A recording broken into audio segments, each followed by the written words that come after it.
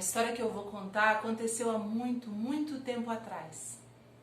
Diz o povo caingangue que certa feita a terra ficou toda coberta de água. Quase todos os homens e mulheres morreram afogados e os animais desapareceram por completo. Já não era mais possível ouvir o trinar dos pássaros cruzando o céu, o barulho das cobras passeando pelas moitas, ou até o grito dos macacos pulando de galho em galho. Aquele silêncio profundo deixava o povo caingangue com muito medo, principalmente à noite. E por isso eles acendiam grandes fogueiras e passavam as madrugadas observando o fogo e ouvindo o tirintar da madeira verde quando é queimada.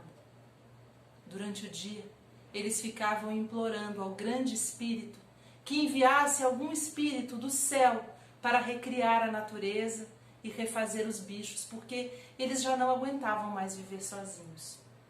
O grande espírito, então, com muita pena do seu povo, resolveu enviar para a terra um espírito muito antigo, um grande herói. Ele deveria refazer todos os bichos, e como matéria-prima, ele precisaria usar o pó e o carvão da primeira fogueira acesa pelo povo caingangue logo depois da grande chuva.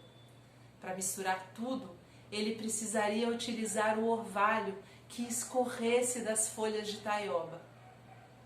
O herói gostou muito da ideia e da possibilidade de recriar o mundo. E quando ele desceu, ele já foi logo misturando o pó e o carvão ao orvalho. E foi mexendo.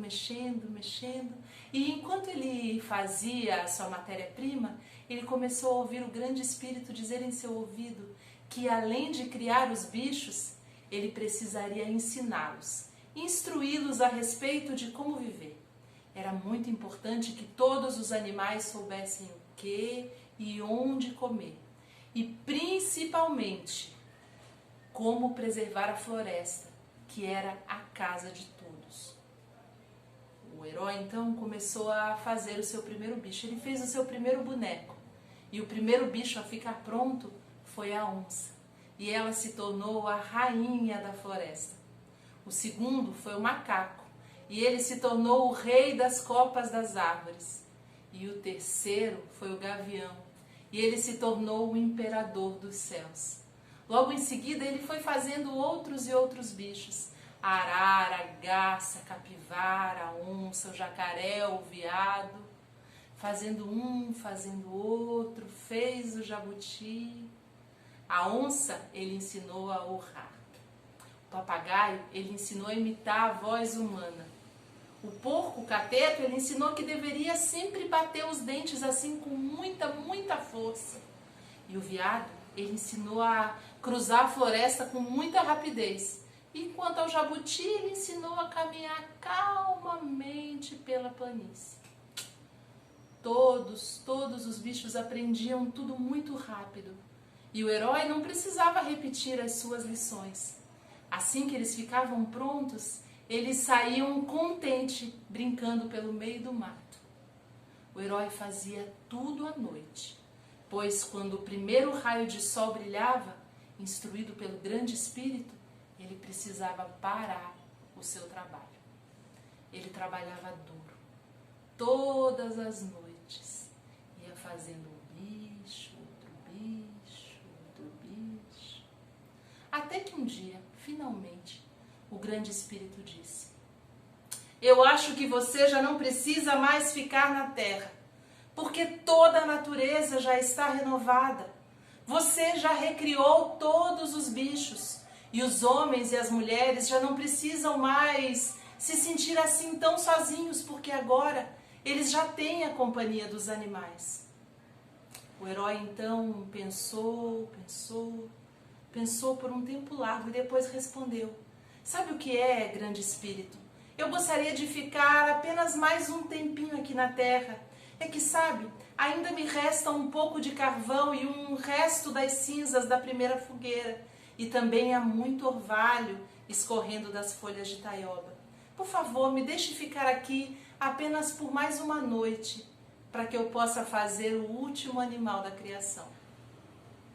O grande espírito que queria muito a companhia do herói no céu outra vez, lhe disse: sim, você pode ficar, mas tenha certeza, será por apenas uma noite.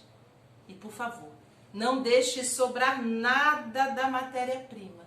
E assim que o dia amanhecer, assim que o primeiro raio de sol brilhar no céu, você deve voltar.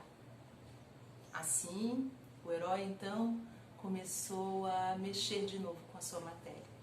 E foi mexendo, misturando o carvão, a cinza, as gotas de orvalho, e começou a imaginar o que ele poderia criar naquele momento. Criou um boneco, criou outro, mas foi jogando todos fora, porque nenhum lhe agradava. E então criou outro, e novamente jogou todos fora, porque nenhum lhe agradava. Até que de repente ele começou a fazer um bicho assim, todo diferente. Era um bicho bem grande e musculoso, com garras enormes, bem afiadas e com um focinho assim, bem maior do que dos outros bichos que ele já tinha feito. E ele foi montando a sua escultura, foi fazendo. Acontece que quando ele estava terminando de esculpir o focinho, ele percebeu que o focinho estava meio mole e de repente caiu. E aí ele misturou mais um pouquinho de orvalho ao carvão e as cinzas e misturou e fez de novo o focinho, mas o focinho caiu de novo. É que naquela agonia de não querer perder nem um pouco da sua matéria-prima, ele acabou colocando o orvalho demais, misturando muito orvalho, as cinzas e o carvão, então a mistura ficou meio mole e o focinho não conseguia parar em pé. E ele foi mexendo e demorou muito tempo, até que ele conseguiu fazer um grande focinho e num tempo de um jeito adequado. Bom, quando ele terminou o focinho, ele foi lá e fez uma cauda enorme e bem larga. O que de repente ele percebeu é que estava começando a amanhecer. E quando ele percebeu isso, ele ficou muito nervoso, porque ele percebeu que o seu último bicho, a sua última obra, não tinha dentes e nem língua. Então ele puxou um capim bem mole, bem comprido e foi enfiando na boca do bicho, enfiou e ajeitou bem direitinho, e quando ele terminou de ajeitar, o primeiro raio brilhou no céu, e ele foi subindo rapidamente, e conforme ele foi subindo, ele foi se despedindo.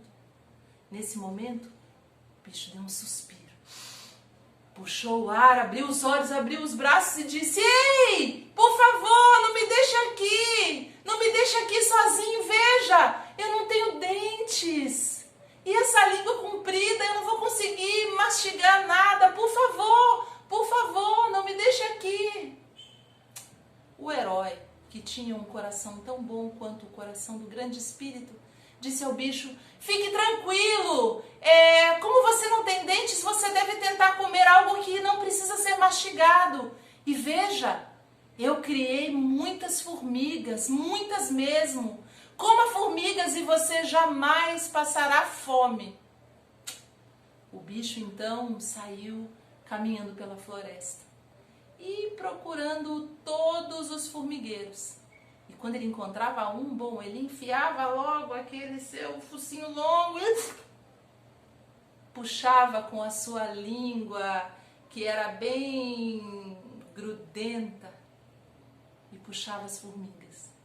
Uma formiga, outra formiga, e ele começou a se alimentar de muitas e saborosas formigas. Por causa disso, o povo caingangue o chamou de tamanduá, que na sua língua significa o comedor de formigas. Depois, os homens e as mulheres brancas vieram e continuaram chamando ele de tamanduá, mas por causa do tamanho e da largura do seu rabo, passaram a chamá-lo de tamanduá bandeira, que é como até hoje ele é mais conhecido.